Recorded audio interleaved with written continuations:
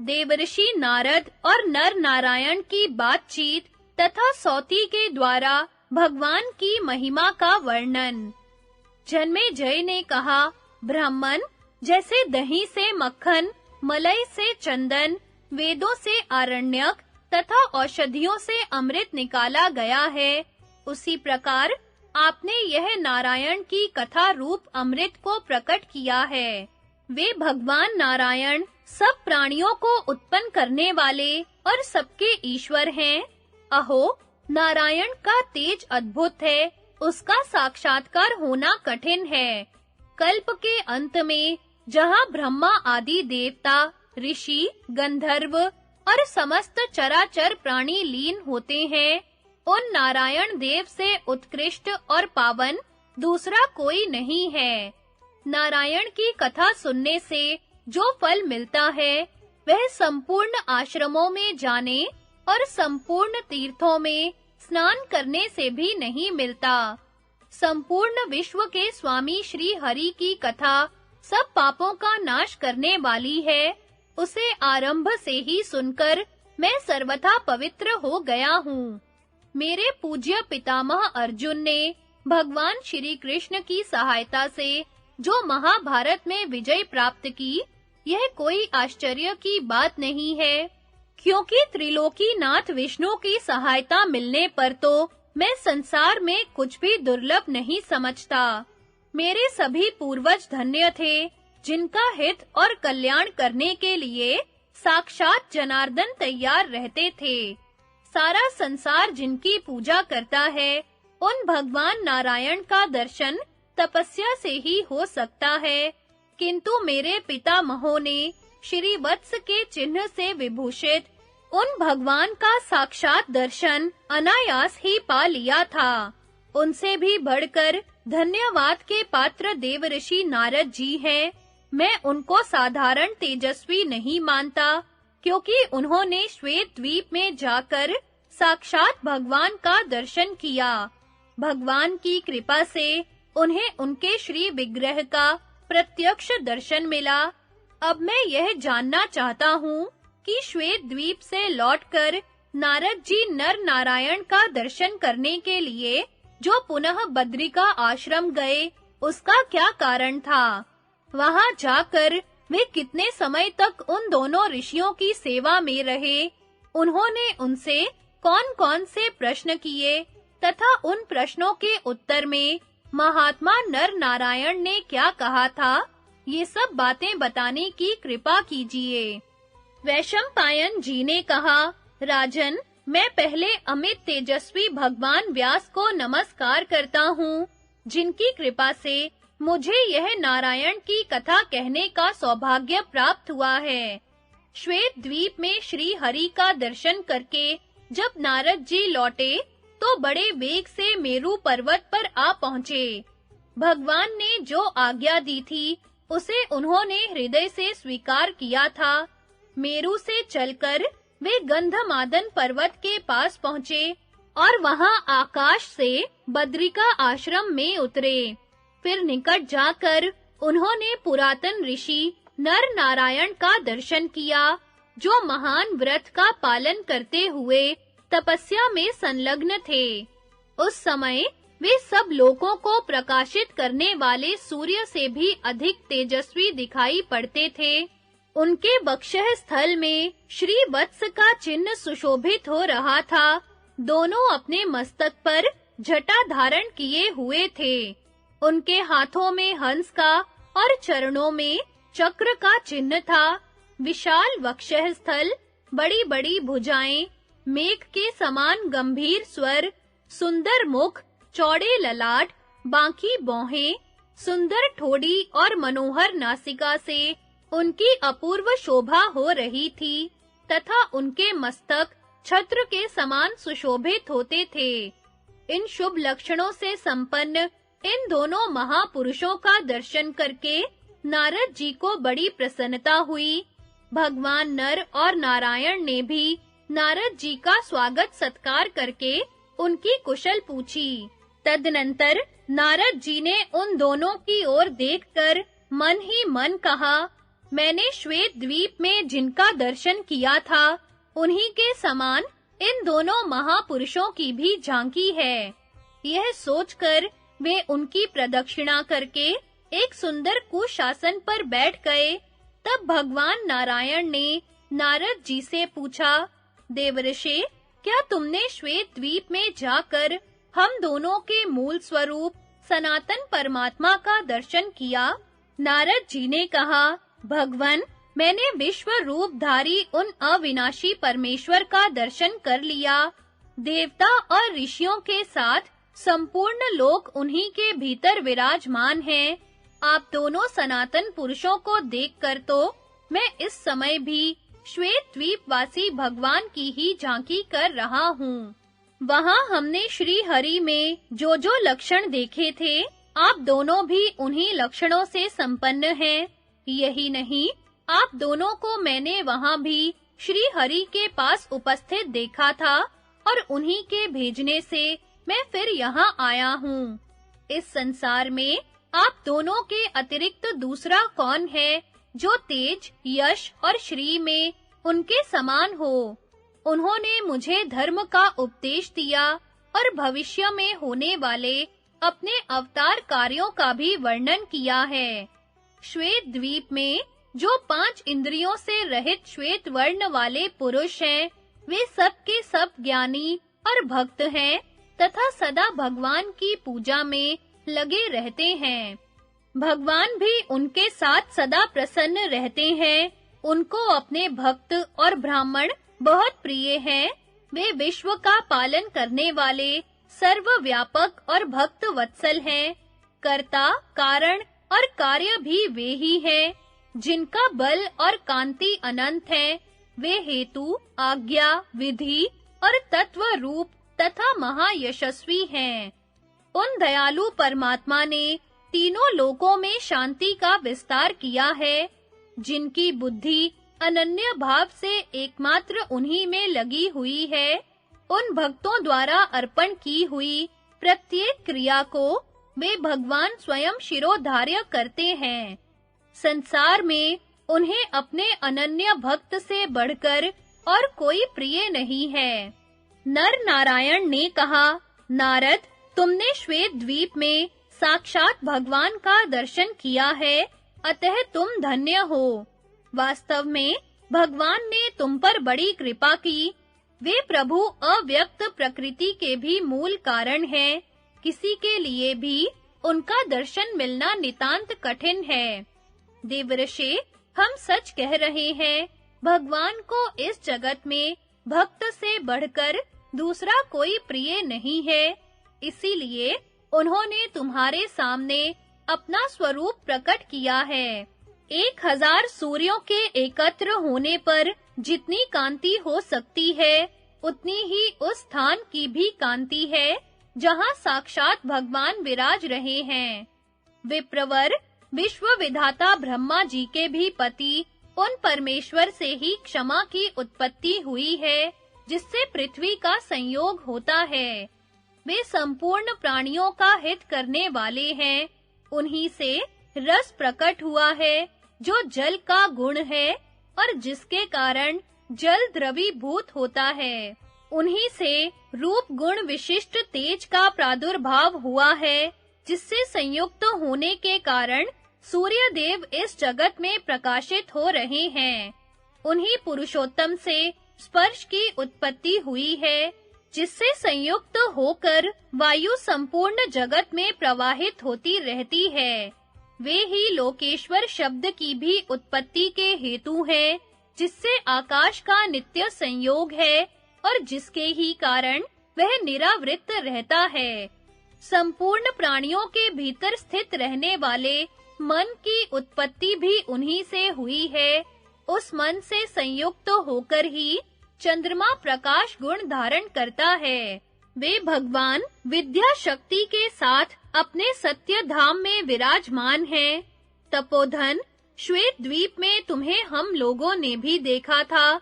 भगवान से समागम होने के पश्चात तुम्हारे मन में जो संकल्प उठा, वह सब भी हम लोगों को विदित है।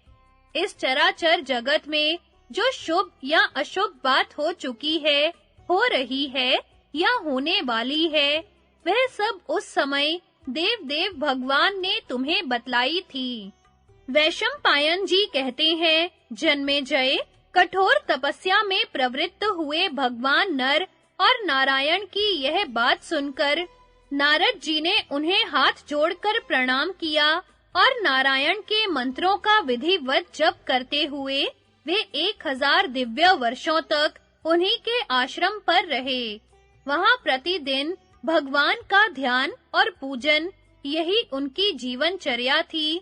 इस प्रकार भगवान की कथा सुनते और प्रतिदिन उनका दर्शन करते हुए बद्रिकाश्रम में 1000 वर्ष पूरा होने पर नारद जी हिमालय पर्वत पर स्थित अपने आश्रम में चले गए और वे विख्यात तपस्वी नर नारायण पुनः उत्तम तपस्या में संलग्न हो गए। जन्मेजय, तुम प्रारंभ से ही यह कथा सुनकर पवित्र हो गए हो। जो मनुष्य अविनाशी भगवान नारायण के साथ मन, वाणी या क्रिया के द्वारा द्वेष भाव रखता है, उसका न इस लोक में ठिकाना है, न परलोक में। उसके पितृ सदा नरक में डूबे रहते हैं। भगवान विष्णु सबके आत्मा हैं, भला उनसे कौन द्वेष करेगा? राजन, मेरे गुरु गंधवती नंदन व्यास जी ने इस श्रेष्ठ महात्म्य का वर्णन किया था। उन्हीं के मुख से मैंने इसको सुना है और वही तुम्हें भी सुनाया है। अब तुम अपने संकल्प के अनुसार इस महान यज्ञ को पूर्ण करो। सौती कहते हैं, शौनक, वैशंपायन जी के मुख से यह महान उपाख्यान सुनकर राजा जन्मेजय ने अपने यज्ञ को पूर्ण करने का कार्य आरंभ किया। तुमने नैमिषारण्यवासी ऋषियों के सामने जिसके विषय में प्रश्न किया था, वह नारायणीय उपाख्यान मैंने तुम्हें सुना दिया। परम ऋषि नारायण संपूर्ण मनुष्यों और लोकों के स्वामी हैं। इस विशाल पृथ्वी को उन्होंने ही धारण कर रखा है। वे वैदिक धर्म और विनय का पालन करने वाले, शम और दम की निधि, यम नियम में परायण, देवताओं का हित साधन करने वाले, असुर विनाशक, तप के भंडार, महान यश के भाजन, मधु कैटभ का वध करने वाले, धर्मज्ञों को सद्गति एवं अभय प्रदान करने वाले तथा यज्ञ में भाग ग्रहण करने वाले हैं। ऐसे भगवान की तुम शरण लो, जो संपूर्ण जगत के साक्षी, अजन्मा, अंतर्यामी, पुराण पुरुष, सूर्य के समान तेजस्वी, ईश्वर और सबकी गति है। उन परमेश्वर को तुम सब लोग एकाग्र चित्त होकर प्रणाम करो। वे इस जगत के आदि कारण, मोक्ष के आश्रय, सूक्ष्म स्वरूप, सबके शरण देने वाले, अविचल और सनातन पुरुष हैं। अपने मन को वश में रखने वाले सांख्य योगी, उन्हीं को बुद्धि के द्वारा हयग्रीव अवतार नारायण की महिमा तथा भक्ति धर्म की परंपरा का वर्णन। शौनक ने पूछा, भगवन, हमने परमेश्वर के महात्म्य को सुना तथा उन्होंने धर्म के घर में जो नर नारायण रूप से अवतार धारण किया था, वह बात भी मालूम हुई। अब हम यह जानना चाहते हैं कि जगत को धारण करने वाले भगवान ने अद्भुत रूप और प्रभाव से युक्त हयग्रीव अवतार क्यों धारण किया था और उस रूप में भगवान का दर्शन करके ब्रह्मा जी ने कौन सा कार्य संपन्न किया? सौती ने कहा, शौनक, भगवान के हयग्रीव अवतार की चर्चा सुनकर राजा जन्मेजय को भी तुम्हारी ही तरह संदेह हुआ था। तब उन्होंने इस प्रकार प्रश्न किया, विप्रवर, ब्रह्मा जी ने भगवान के जिस हयग्रीव रूप का दर्शन किया था, वह किस लिए प्रकट हुआ, यह बताने की कृपा करें। वैशंपायन जी ने कहा, राजन, इस जगत में जितने प्राणी हैं, वे सब ईश्वर के संकल्प से उत्पन्न हुए पंच महाभूतों से युक्त हैं। विराट स्वरूप भगवान नारायण इस जगत के ईश्वर और सृष्टा हैं। वे ही सब जीवों के अंतरात्मा, वरदाता, सगुण और निर्गुण रूप है। अब तुम पंचभूतों के आत्यांतिक प्रलय की बात सुनो। पूर्व काल में जब इस पृथ्वी का एकार्णव के जल में, जल का तेज में, तेज का वायु में, वायु का आकाश में, आकाश का मन में, मन का व्यक्त में, व्यक्त का अव्यक्त प्रकृति में, अव्यक्त का पुरुष में और पुरुष का सर्वव्यापक परमात्मा में लय हो गया, उस समय चारों ओर अंधकार ही अंधकार छा गया। उसके सिवा और कुछ नहीं जान पड़ता था। उस अवस्था में विद्या शक्ति से संपन्न श्री हरि ने योग निद्रा का आश्रय लेकर कारण रूप जल में शयन किया तथा नाना गुणों से उत्पन्न होने वाली अद्भुत सृष्टि के संबंध में विचार करते-करते उन्हें अपने महान गुण का स्मरण हुआ। उससे अहंकार प्रकट हुआ। वह अहंकार ही चार मुखों वाले ब्रह्मा जी हैं, जो सब लोकों के पितामह और भगवान हिरण्यगर्भ के नाम से बहुत विख्यात हैं। उस समय भगवान नारायण की नाभि से कमल प्रकट हुआ था, जिसमें कमल लोचन ब्रह्मा जी का आविर्भाव हुआ। अत्यंत तेजस्वी सनातन देव ब्रह्मा जी ने सहस्त्र दल कमल पर विराजमान होकर जब इधर-उधर दृष्टि डाली, तो उन्हें समस्त जगत जलमय दिखाई पड़ा। तब ब्रह्मा जी सत्व गुण में स्थित होकर प्राणियों की सृष्टि में प्रवृत्त हुए। वे जिस कमल पर बैठे हुए थे, उसका पत्ता सूर्य के समान देदीप्यमान था। उस पत्ते पर पहले से ही भगवान नारायण की प्रेरणा से जल की 2 बूंदें पड़ी थी, जो रजोगुण और तमोगुण की प्रतीक थी। आदि अंत से रहित भगवान अच्युत ने उन दोनों बूंदों की ओर देखा। उनमें से एक बूंद भगवान की दृष्टि पड़ते ही तमोमय मधु नामक दैत्य के आकार में परिणत हो गई। उस दैत्य का रंग मधु के समान था और उसके शरीर की कांति बड़ी सुंदर थी। जल की दूसरी बूंद जो कुछ कड़ी थी, नारायण की आज्ञा से रजोगुण से उत्पन्न कैटभ नामक दैत्य के रूप में प्रकट हुई। तमोगुण और रजोगुण से युक्त वे दोनों दैत्य मधु और कैटभ बड़े बलवान थे। कमल के आसन पर विराजमान होकर सृष्टि रचना में प्रवृत्त हुए ब्रह्मा की ओर दृष्टि पड़ते ही वे दोनों कमल नाल की ओर दौड़े। वहां पहुंचकर उन्होंने साकार रूप में प्रकट हुए चारों वेदों को ब्रह्मा जी के देखते-देखते सहसा हर लिया। उन सनातन वेदों को लेकर वे तुरंत समुद्र के भीतर ईशान कोण में स्थित रसाताल में प्रवेश कर गए। वेदों का अपहरण हो जाने पर ब्रह्मा जी को बड़ा खेद हुआ। वे मन ही मन परमात्मा से कहने लगे, भगवन, वेद ही मेरे उत्तम नेत्र हैं, वेद ही मेरे बल हैं, वेद ही मेरे आश्रय और वेद ही मेरे उपास्य देव हैं। मेरे उन्हीं वेदों को 2 दानवों ने बलात् छीन लिया है। उनके बिना मुझे सब ओर अंधकार दिखाई देता है। वेदों के बिना मैं संसार की सृष्टि कैसे कर सकता हूँ? मुझ पर यह बड़ा भारी संकट आ गया है। इस तीव्र शोक से मेरा हृदय फटा जा रहा है। इस प्रकार विलाप करते-करते उनके मन में यह विचार उठा कि मैं भगवान श्री हरि की स्तुति करूं। यह बात ध्यान में आते ही वे हाथ जोड़कर परम आराध्य परमात्मा की स्तुति करने लगे। भगवन, आप हमारे पूर्वज हैं, वेद आपका हृदय है, आप जगत के आदि कारण, सबसे श्रेष्ठ, सांख्य योग की निधि और सर्वशक्तिमान हैं। आपको नमस्कार है। व्यक्त जगत और अव्यक्त प्रकृति को उत्पन्न करने वाले परमात्मन, आपका स्वरूप अचिंत्य है। आप कल्याणमय मार्ग में स्थित हैं। विश्वपालक, आप संपूर्ण प्राणियों के अंतरात्मा, किसी योनि से उत्पन्न न होने वाले, जगत के आधार और स्वयं भू हैं। मैं आपके प्रसाद से उत्पन्न हुआ हूँ। आपके नेत्र कमल के समान हैं। आपका श्री विग्रह विशुद्ध सत्वमय है। आप ही ईश्वर और स्वभाव है। आप ही ने मुझे जन्म दिया है और आप ही की कृपा से मुझ पर काल का जोर नहीं चलता। आपने मुझे वेद रूपी नेत्र प्रदान किए थे, किंतु उन्हें दानवों ने छीन लिया। उनके बिना मैं अंधा सा हो रहा हूँ।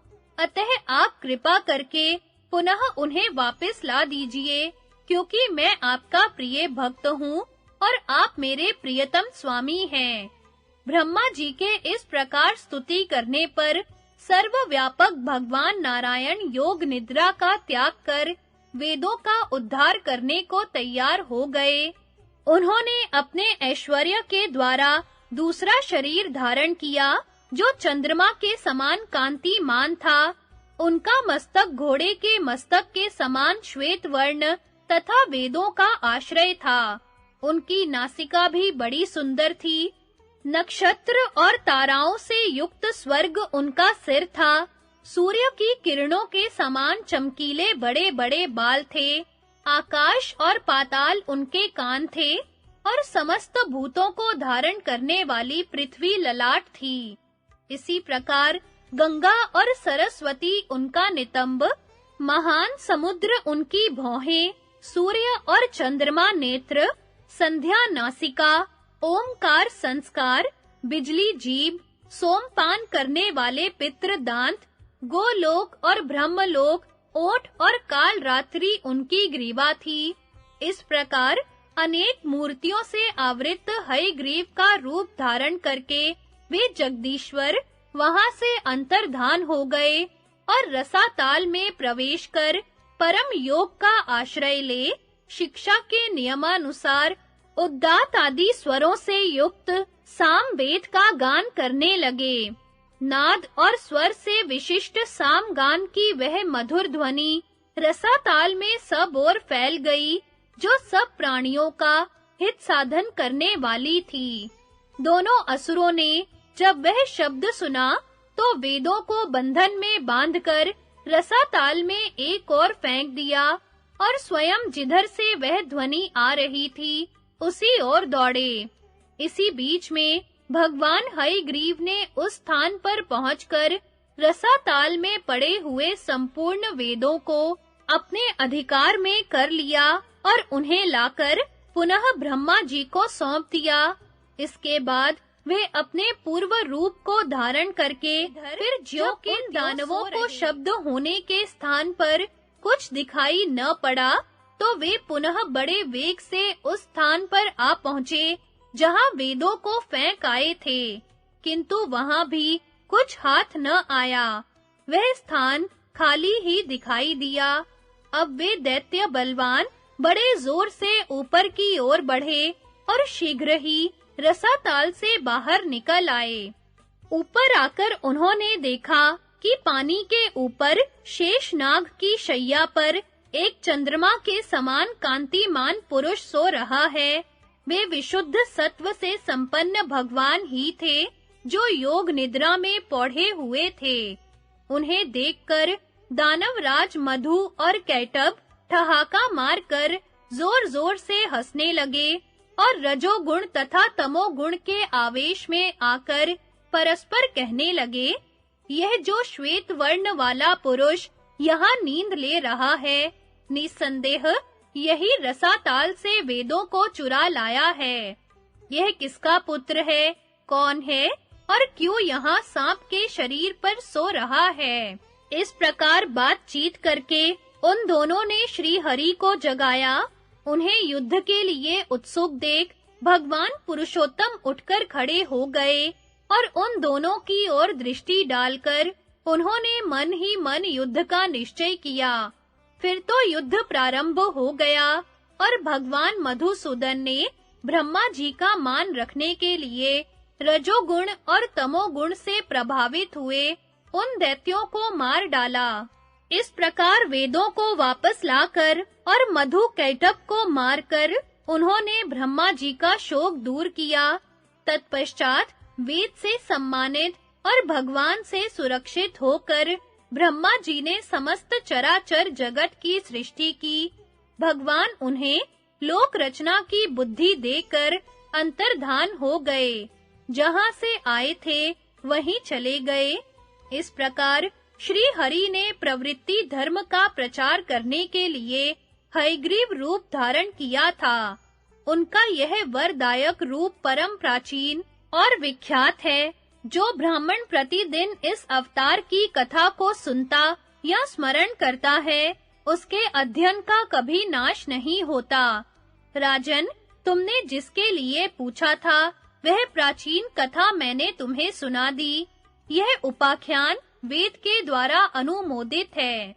परमात्मा कार्य साधन करने के लिए जिस शरीर को धारण करना चाहते हैं, उसे स्वयं प्रकट कर लेते हैं। वे वेद और तपस्या की निधि हैं तथा सांख्य, योग, ब्रह्म एवं हविष्य रूप हैं। वेदों का पर्यवसान नारायण में ही है।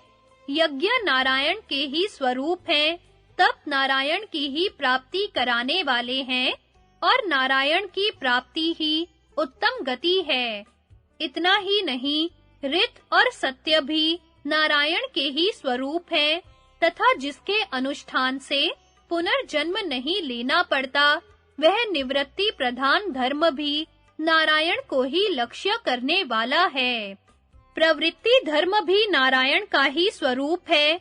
भूमि का उत्तम गुण गंध, जल का गुण रस, तेज का गुण रूप, वायु का गुण स्पर्श और आकाश का गुण शब्द भी नारायण से भिन्न नहीं है।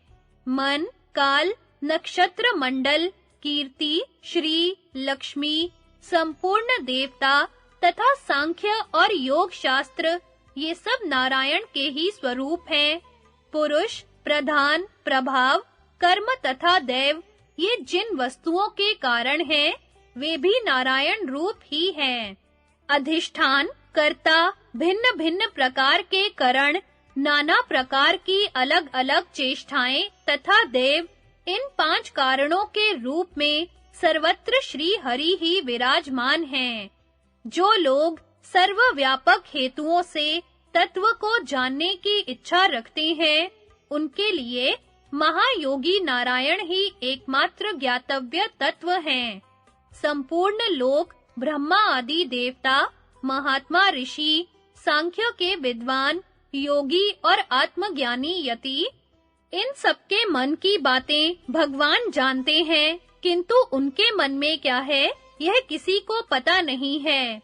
समस्त विश्व में जो लोग देवताओं के लिए यज्ञ और पितरों के लिए श्राद्ध करते हैं, दान देते हैं और महान तप करते हैं, उन सबके आश्रय भगवान विष्णु ही हैं। वे अपने ऐश्वर्य योग में स्थित रहते हैं। संपूर्ण प्राणियों के आवास स्थान होने से उन्हें वासुदेव कहते हैं। ये परम महर्षि नारायण नित्य महान ऐश्वर्य से युक्त और गुणों से रहित हैं, तो भी जैसे गुणहीन काल ऋतु के गुणों से युक्त होता है, उसी प्रकार वे भी समय-समय पर गुणों को स्वीकार करते हैं।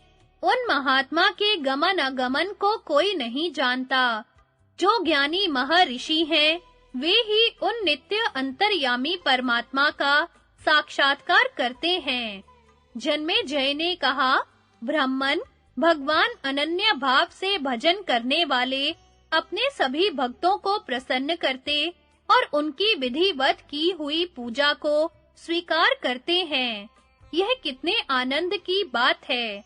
संसार में जिन लोगों की वासनाएं दग्ध हो गई हैं और जो पुण्य पाप से रहित हो गए हैं, उन्हें परंपरा से जो गति प्राप्त होती है, उसका भी आपने वर्णन किया है। किंतु मेरी समझ में जो ब्राह्मण उपनिषदों सहित संपूर्ण वेदों का विधिवत स्वाध्याय करते हैं तथा जो सन्यास धर्म का पालन करते हैं, इन सबसे उत्तम गति उन्हीं को प्राप्त होती है जो भगवान के अनन्य भक्त हैं। भगवान, इस भक्ति रूप धर्म का किसने उपदेश किया है? इसका आदि उपदेशक कोई देवता है या ऋषि? एकांत भक्तों की नित्यचर्या क्या है और वह कब से प्रचलित हुई है? मेरे इस संदेह को दूर कीजिए क्योंकि मुझे इन सब बातों को जानने की बड़ी उत्कंठा है।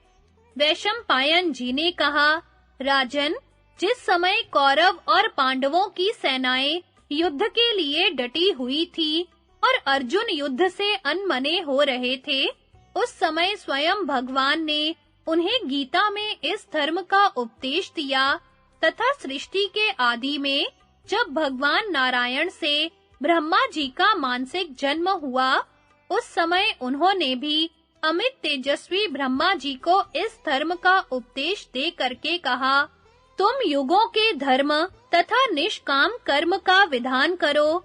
यह आदेश देकर वे अज्ञान अंधकार से परे अपने परम धाम को चले गए। तत्पश्चात सबको वर देने वाले लोक पितामह ब्रह्मा जी ने स्थावर जंगम रूप संपूर्ण जगत की रचना की। सृष्टि के प्रारंभ काल में जब अत्यंत उत्तम सत्य युग का आरंभ हुआ था, उस समय ब्रह्मा जी ने दक्ष प्रजापति को उस धर्म का उपदेश किया। दक्ष ने अपने ज्येष्ठ दोहित्र आदित्य को, जो सविता से बड़े थे, यह धर्म बतलाया। उनसे विवस्वान ने प्राप्त किया। फिर त्रेता युग के आरंभ में विवस्वान ने मनु को और मनु ने लोक कल्याण के लिए अपने पुत्र इक्ष्वाकु को उस धर्म का उपदेश किया। तदनंतर इक्ष्वाकु के उपदेश से इसका विश्वव्यापी प्रचार हो गया। जब संसार का प्रलय होगा, तो फिर यह धर्म भगवान नारायण में ही लीन हो जाएगा। नारद जी ने साक्षात जगदीश्वर नारायण से रहस्य और संग्रह सहित इस धर्म को प्राप्त किया था। इस प्रकार यह महान धर्म सबसे प्रथम तथा सनातन है। इसके तत्व को समझना और इसका ठीक-ठीक पालन करना कठिन है, तो भी भगवान के भक्त इसे सदा धारण किए रहते हैं। इस धर्म को जानकर क्रिया द्वारा अच्छी तरह पालन करने तथा अहिंसा धर्म में स्थित रहने से भगवान श्री हरि प्रसन्न होते हैं। राजन, मैंने गुरु के प्रसाद से अनन्य भक्तों के धर्म का वर्णन किया है। जिनका अंतःकरण शुद्ध नहीं है, उनके लिए इस धर्म को ठीक-ठीक समझना कठिन है। भगवान में एकांत भक्ति रखने वाले मनुष्य प्राय दुर्लभ हैं। यदि यह संसार भगवान के अनन्य भक्त, अहिंसक, आत्मज्ञानी और संपूर्ण प्राणियों के हितकारी मनुष्यों से ही भरा रहे, तो सर्वत्र सत्य युग ही छा जाएगा। कहीं भी सकाम कर्म का अनुष्ठान नहीं होगा। इस प्रकार मेरे गुरु भगवान व्यास ने ऋषियों के निकट श्री कृष्ण और भीष्म के सुनते हुए धर्मराज युधिष्ठिर से इस धर्म का उपदेश किया था और व्यास जी को प्राचीन काल में महातपस्वी नारद जी से यह धर्म प्राप्त हुआ था। नारायण की आराधना में लगे हुए अनन्य भक्त चंद्रमा के समान गौर वर्ण वाले पर ब्रह्म स्वरूप भगवान अच्युत को अतिथि के कहने से धर्मारण्य का नागराज के यहाँ जाना और सूर्य मंडल से उनके लौटने पर उनसे उच्च वृत्ति की महिमा सुनना। युधिष्ठिर ने कहा, पितामह, आपके बतलाए हुए कल्याणमय मोक्ष धर्मों का मैंने श्रवण किया। अब आप आश्रम धर्मों का पालन करने वाले मनुष्यों के लिए जो सबसे उत्तम धर्म हो, उसका उपदेश कीजिए। भीष्म जी ने कहा, राजन, इस विषय में मैं तुम्हें एक प्राचीन कथा सुना रहा हूँ, उसे सुनो। प्राचीन काल में देवर्षि नारद ने इंद्र को यह कथा सुनाई थी। वह प्रसंग इस प्रकार है। एक बार नारद जी देवराज इंद्र के यहाँ पधारे। इंद्र ने उन्हें अपने समीप ही बिठाकर उनका बड़ा सत्कार किया। थोड़ी देर बैठकर जब नारद जी विश्राम ले चुके, तो उनसे इंद्र ने पूछा, देवर्षि, इधर आपने कोई आश्चर्यजनक घटना देखी है क्या? आप सिद्ध हैं और तीनों लोक में विचरते रहते हैं। जगत की कोई ऐसी बात नहीं है जो आपसे छिपी हो। यदि आपने कुछ सुना हो, देखा हो अथवा अनुभव किया हो, तो उसे कहिए। इंद्र के इस प्रकार पूछने पर नारद जी ने कहा, गंगा के दक्षिण किनारे पर महापद्म नामक उत्तम नगर है। वहां एक ब्राह्मण रहता था। वह एकाग्र चित्त तथा शांत भाव से रहने वाला था। उसका जन्म अत्रि गोत्र में हुआ था। वेद में उसकी अच्छी गति थी तथा उसके मन में किसी प्रकार का संदेह नहीं था। वह सदा धर्मपरायण, क्रोध रहित, नित्य संतुष्ट, जितेंद्रिय, तप और स्वाध्याय में संलग्न, सत्यवादी और सत्पुरुषों के सम्मान का पात्र था। उसके घर में न्याय से पैदा किए हुए धन का संग्रह था और उसके सगे संबंधियों की संख्या अधिक थी। वह ब्राह्मणोचित से संपन्न तथा उत्तम आजीविका से निर्वाह करने वाला था। एक बार उसने वेदोक्त धर्म, शास्त्रोक्त धर्म और शिष्टाचार, इन त्रिविध धर्मों पर मन ही मन विचार किया और सोचा कि क्या करने से मेरा कल्याण होगा, मुझे किसका आश्रय लेना चाहिए। इसी प्रकार वह प्रतिदिन विचार करता, किंतु किसी निश्चय पर नहीं पहुंच पाता था। एक दिन जब वह इसी सोच विचार में पड़ा हुआ कष्ट पा रहा था, उसके यहाँ एक परम धर्मात्मा तथा एकाग्र चित्त ब्राह्मण अतिथि के रूप में आ पहुंचा। ब्राह्मण ने उस अतिथि का विधिवत सत्कार किया और जब वह सुख पूर्वक बैठकर आराम करने लगा तो उससे पूछा, विप्रवर, आपकी मीठी बातें सुनकर मेरे मन में आपके प्रति बड़ी आस्था हो रही है। अब आप मेरे मित्र हो गए हैं, इसलिए आपसे कुछ कहना चाहता हूँ। मेरी बात सुनिए। मैं गृहस्थ धर्म को अब अपने पुत्र के अधीन करके श्रेष्ठ धर्म का आचरण करना चाहता हूँ। बताइए, मेरे लिए कौन सा मार्ग श्रेयस्कर होगा? मेरी इच्छा है कि अकेला ही रहूं और आत्मा का आश्रय लेकर उसी में स्थित हो जाऊं। आज तक की आयु पुत्र रूपी फल पाने के लिए विषय भोगों में ही बीत गई। अब परलोक में राह खर्च का काम देने वाले आध्यात्मिक धन का संग्रह करना चाहता हूँ। मुझे इस संसार सागर से पार जाने की इच्छा तो हुई है, किंतु उसके लिए धर्ममय नौका कैसे प्राप्त हो, यह नहीं जान पड़ता। जब मैं सुनता और देखता हूँ कि विषयों के संपर्क में आए हुए सात्विक पुरुष भी तरह-तरह के कष्ट पाते हैं तथा समस्त प्रजा के ऊपर यमराज की ध्वजा फहरा रही है, तो भोग प्राप्त होने पर भी मेरे मन में उन्हें भोगने की रुचि नहीं होती।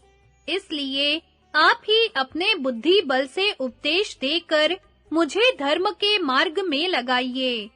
अतिथि ने कहा, ब्राह्मण देव, इस विषय में मेरी भी बुद्धि काम नहीं देती, अतः मैं इस प्रश्न का निर्णय नहीं कर सकता। कुछ लोग वानप्रस्थ के धर्मों का पालन करते हैं और कितने ही गृहस्थ्य धर्मों का आश्रय लिए हुए हैं। कोई राजधर्म, कोई आत्मज्ञान, कोई गुरु शुश्रूषा और कोई मौन व्रत को ही अपनाए बैठे हैं। कुछ लोग माता-पिता की सेवा से, कुछ लोग अहिंसा से, कुछ लोग सत्य भाषण से और कुछ लोग युद्ध में शत्रु का सामना करते हुए प्राण त्यागने से स्वर्ग को प्राप्त हुए हैं। कितने ही मनुष्य उच्च वृत्ति के द्वारा सिद्धि प्राप्त करके स्वर्गगामी हुए हैं। कितने ही बुद्धिमान पुरुष संतुष्ट चित्त और जितेंद्रिय हो वेदोक्त व्रत का पालन तथा स्वाध्याय करते हुए स्वर्गलोक में स्थान प्राप्त कर चुके हैं। इस प्रकार संसार में धर्म के अनेकों दरवाजे खुले हुए हैं। उन्हें देखकर मेरी बुद्धि भी चक्कर में पड़ गई है, तो भी मैं तुम्हें परंपरा से उपदेश करूंगा। मेरे गुरु ने इस विषय में मुझे जो बात बतलाई है, वह बता रहा हूँ, सुनो। पूर्व कल्प में जहाँ धर्म चक्र की स्थापना की गई थी, उस नैमिषारण्य में गोमती के तट पर नागपुर नामक एक नगर है।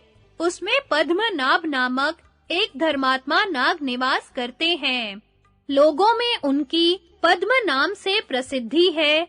वे मन, वाणी और क्रिया के द्वारा संपूर्ण प्राणियों को प्रसन्न रखते हैं और कर्म, ज्ञान तथा उपासना इन तीनों मार्गों का आश्रय करके रहते हैं। विषमता का बर्ताव करने वाले पुरुष को वे साम, दान, दंड और भेद नीति के द्वारा राह पर लाते हैं, समदर्शी की रक्षा करते हैं और नेत्र आदि इंद्रियों को विचार के द्वारा कुमार्ग में जाने से रोकते हैं। तुम उन्हीं के पास जाकर विधि पूर्वक अपना अभीष्ट प्रश्न उनके सामने रखो, वे तुम्हें परम धर्म का उपदेश करेंगे।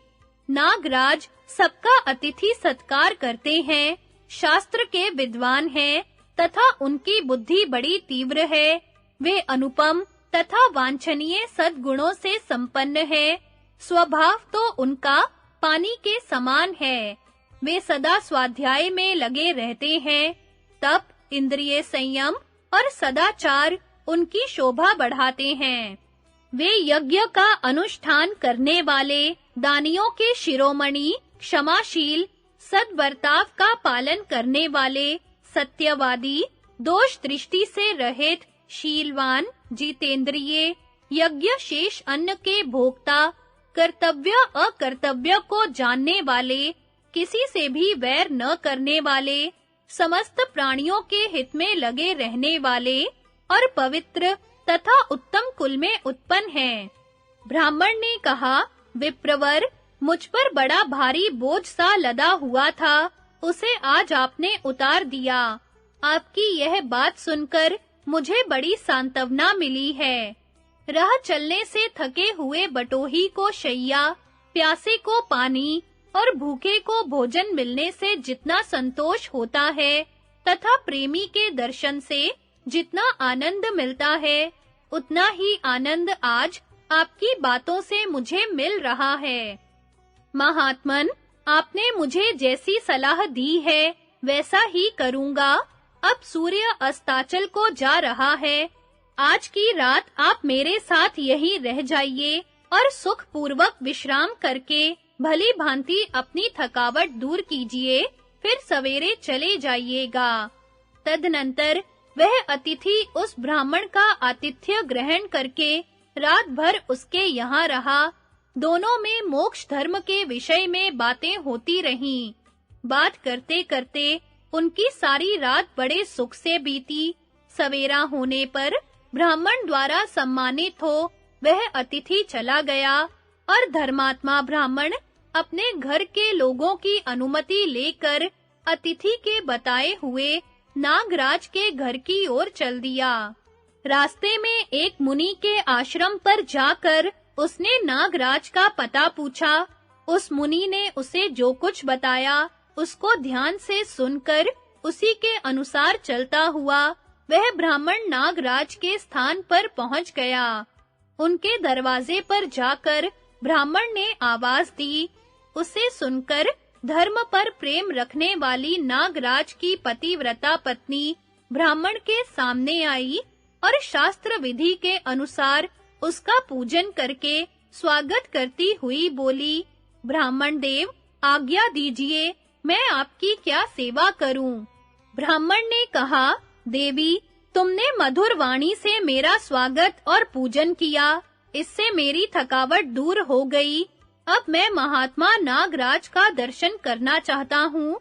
यही मेरा सबसे बड़ा कार्य और मनोरथ है और इसी के लिए आज मैं उनके इस आश्रम पर आया हूँ। किंतु उस समय नागराज वहां उपस्थित न थे। वे सूर्य का रथ खींचने चले गए थे। इसलिए ब्राह्मण ने कहा, देवी, जब नागराज यहाँ आ जाएं, तो शांत भाव से उन्हें मेरे आगमन का समाचार बतला देना। मैं उनकी प्रतीक्षा करता हुआ गोमती के तट पर निवास करूंगा। यह कहकर वह ब्राह्मण गोमती नदी के किनारे चला गया और वहां निराहार रहकर तपस्या करने लगा। उसके भोजन न करने से वहां रहने वाले नागों को बड़ा दुख हुआ।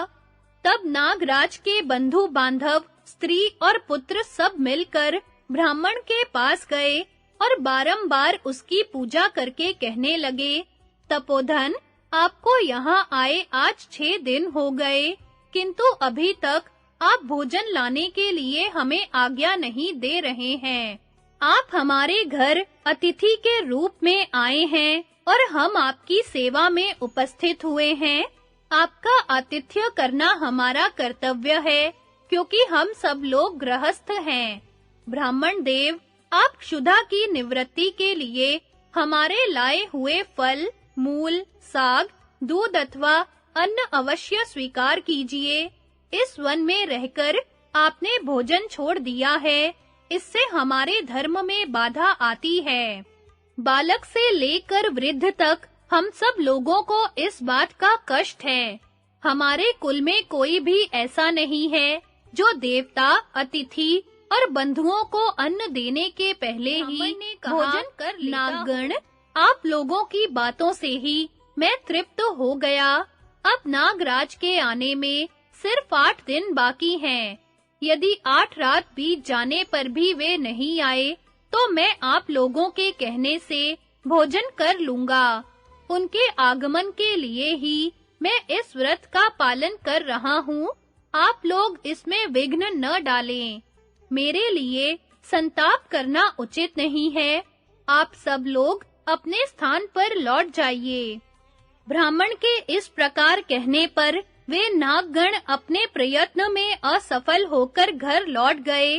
तदनंतर जब समय पूरा हो गया और नागराज की ड्यूटी समाप्त हो गई, तो सूर्य देव की आज्ञा लेकर वे घर लौट आए। वहां उनकी पत्नी पैर धोने के लिए जल लेकर सेवा में उपस्थित हुई। नागराज ने उससे पूछा, कल्याणी, मेरे द्वारा बताई हुई विधि के अनुसार तुम देवता और अतिथि के पूजन में तत्पर तो रही होना। मेरे वियोग के कारण कभी धर्म से विमुख तो नहीं हुई। नाग पत्नी बोली, नागराज, पत्नी के लिए पति की आज्ञा का पालन करना सबसे बड़ा धर्म बतलाया गया है। आपके उपदेश से इस बात को मैं अच्छी तरह जानती हूँ। जब आप सदा धर्म में स्थित रहते हैं, तो मैं कैसे सन्मार्ग का त्याग करके बुरे रास्ते पर पैर रखूंगी। महाभाग, देवताओं की आराधना में कोई कमी नहीं आई है। अतिथि सत्कार के लिए भी मैं सदा सावधान रहती हूँ। आलस्य को कभी पास नहीं फटकने देती। किंतु आज 15 दिनों से एक ब्राह्मण देवता यहाँ पधारे हुए हैं। वे मुझसे अपना काम कुछ नहीं बताते, केवल आपका दर्शन चाहते हैं और उसके ही लिए उत्सुक होकर कठोर व्रत का पालन करते हुए गोमती के तट पर बैठे हैं। उन्होंने मुझसे सच्ची प्रतिज्ञा करा ली है कि नागराज के आते ही उन्हें मेरे पास भेज देना। अतः अब आपको वहां जाना और ब्राह्मण देवता को दर्शन देना चाहिए। नाग ने पूछा, प्रिय, ब्राह्मण रूप में तुमने किसका दर्शन किया है? वे कोई देवता हैं या मनुष्य? भला मनुष्यों में कौन मुझे देखने की इच्छा कर सकता है? और यदि दर्शन की इच्छा करे भी, तो इस तरह हुक्म देकर कौन बुला सकता है? नाग पत्नी बोली, नाथ, उनकी सरलता देखकर तो यही जान पड़ता है कि वे कोई देवता नहीं हैं। मुझे तो उनमें एक बहुत बड़ी विशेषता यह जान पड़ी है कि वे आपके बड़े भक्त हैं। जैसे पपीहा पानी के लिए साल भर वर्षा की बाट देखता रहता है, उसी प्रकार वे आपके दर्शन की प्रतीक्षा करते हैं। इसलिए आप अपने क्रोध का परित्याग करके अब उन्हें दर्शन दीजिए। उनकी आशा भंग करके अपने को भस्म ना कीजिए। जो आशा लगाकर शरण में आए हुए जीवों के आंसू नहीं पहुंचता, वह राजा हो या राजपुत्र, उसे भ्रूण हत्या का पाप लगता है। मौन रहने से ज्ञान रूपी फल की प्राप्ति होती है। दान देने से यश बढ़ता है। सत्य बोलने से वाणी की पटुता और परलोक में प्रतिष्ठा प्राप्त होती है। न्याय पूर्वक धन का उपार्जन करने से उत्तम फल मिलता है। अपनी इच्छा के अनुकूल कार्य भी यदि दूसरों के संघर्ष से रहित तथा आत्मा का कल्याण करने वाला हो, तो उसको करने से कोई नरक में नहीं पड़ता। नाग ने कहा, प्रिय, जाति दोष के कारण ही मुझे कभी-कभी अभिमान और रोष का शिकार हो जाना पड़ता है, किंतु आज तुमने अपने उपदेश रूप अग्नि के द्वारा मेरे संकल्प जनित क्रोध को भस्म कर डाला। मेरी दृष्टि में क्रोध से बढ़कर मोह में डालने वाला कोई दोष नहीं है, और क्रोध के लिए सर्प जाति अधिक बदनाम है। इसलिए आज तुम्हारी बात सुनकर तपस्या के शत्रु और कल्याण से भ्रष्ट करने वाले इस क्रोध को मैंने काबू में कर लिया। तुम जैसी गुणवती स्त्री को पाकर मैं अपने सौभाग्य की विशेष सराहना करता हूँ। अच्छा, अब मैं गोमती के तट पर, जहाँ वे ब्राह्मण देवता विराजमान हैं, जाता हूँ। उनकी जो इच्छा होगी उसे पूर्ण करूँगा। वे सर्वथा कृतार्थ होकर अपने घर लौटेंगे। यह कहकर नागराज मन ही मन उस ब्राह्मण के कार्य का विचार करते हुए उसके पास गए और वहां पहुंचकर मधुर वाणी में बोले, द्विजवर, मेरे अपराध को क्षमा कीजिए, मुझ पर क्रोध न कीजिएगा। मैं स्नेहवश आपके सामने आकर पूछता हूँ, बताइए किसके लिए, किस प्रयोजन से यहाँ आए हैं, और इस गोमती के एकांत तट पर आप किसकी उपासना कर रहे हैं? ब्राह्मण बोला, मेरा नाम धर्मारण्य है। मैं नागराज पद्मनाभ का दर्शन करने के लिए यहाँ आया हूँ। उन्हीं से मुझे कुछ काम है। उनके स्वजनों से सुना है कि वे यहाँ से दूर हैं, अतः जैसे किसान वर्षा की राह देखता है, उसी तरह मैं भी उनकी बाट जोह रहा हूँ और उनके कल्याण के लिए वेद का पारायण कर रहा हूँ। नाग ने कहा, महाभाग, आपका आचरण बड़ा ही कल्याणमय है। आप बड़े ही सत्पुरुष और सज्जनों पर दया करने वाले हैं, क्योंकि दूसरों पर स्नेह दृष्टि रखते हैं। मैं ही वह नाग हूँ जिससे आप मिलना चाहते हैं। इच्छा अनुसार आज्ञा दीजिए, मैं आपका कौन सा प्रिय कार्य करूं? अपनी स्त्री से आपके आगमन का समाचार सुनकर मैं स्वयं ही आपसे मिलने आया हूँ। आपने हम सब लोगों को अपने गुणों के मोल से खरीद लिया है, क्योंकि आप अपने हित की बात भूलकर मेरे ही कल्याण का चिंतन कर रहे हैं। ब्राह्मण बोला, नागराज, मैं आप ही के दर्शन की इच्छा से यहाँ आया हूँ और आपसे कुछ पूछना चाहता हूँ। इस समय मेरे मन में एक नया प्रश्न उठा है। पहले इसका उत्तर दे दीजिए, उसके बाद अपना कार्य निवेदन करूँगा। आप सूर्य के एक पहिए वाले रथ को खींचने के लिए जाया करते हैं। यदि वहाँ कोई आश्चर्यजनक बात आपने देखी हो, तो बताने की कृपा करें। नाग ने कहा, ब्राह्मण, भगवान सूर्य अनेकों आश्चर्यों के स्थान हैं, जिनके तेज में स्वयं परमात्मा का निवास है, जिनसे नाना प्रकार के बीज उत्पन्न होते हैं, जिनके ही सहारे चराचर जगत के साथ समस्त पृथ्वी टिकी हुई है, तथा जिनके मंडल में आदि अंत रहित सनातन पुरुषोत्तम नारायण विराजमान हैं। उनसे बढ़कर आश्चर्य की वस्तु और क्या हो सकती है? किंतु इन सब आश्चर्यों से भी बढ़कर एक आश्चर्य की बात मैं बता रहा हूँ, उसे सुनिए। प्राचीन काल की बात है। दोपहर के समय भगवान भास्कर संपूर्ण लोकों को तपा रहे थे। उसी समय दूसरे सूर्य के समान एक तेजस्वी पुरुष दिखाई पड़ा। वह अपने तेज से संपूर्ण लोकों को प्रकाशित करता हुआ मानो आकाश को चीरकर सूर्य की ओर बढ़ा आ रहा था। पास आने पर भगवान सूर्य ने उसे भेंटने के लिए अपनी दोनों भुजाएं फैला दी। उसने भी सम्मान के लिए अपना दाहिना हाथ सूर्य की ओर बढ़ा दिया। तत्पश्चात आकाश को भेद कर वह सूर्य की किरणों के समूह में समा गया और एक ही क्षण में तेज राशि के साथ एकाकार होकर सूर्य स्वरूप हो गया। उस समय हम लोगों के मन में यह संदेह हुआ कि इन दोनों में असली सूर्य कौन थे, जो इस रथ पर बैठे हुए थे वे अथवा जो अभी पधारे थे वे। ऐसी शंका होने पर हमने सूर्य से पूछा, भगवन, ये जो द्वितीय सूर्य के समान आकाश को लांघकर यहाँ तक आए हैं, कौन थे? सूर्य ने कहा, ये उच्च वृत्ति का पालन करने वाले एक सिद्ध मुनि थे, जो दिव्य लोक को प्राप्त हुए हैं। फल, मूल, सूखे पत्ते, पानी और हवा, यही इनके भोजन की सामग्री थी। इन्होंने संहिता के मंत्रों से भगवान शंकर का स्तवन किया था।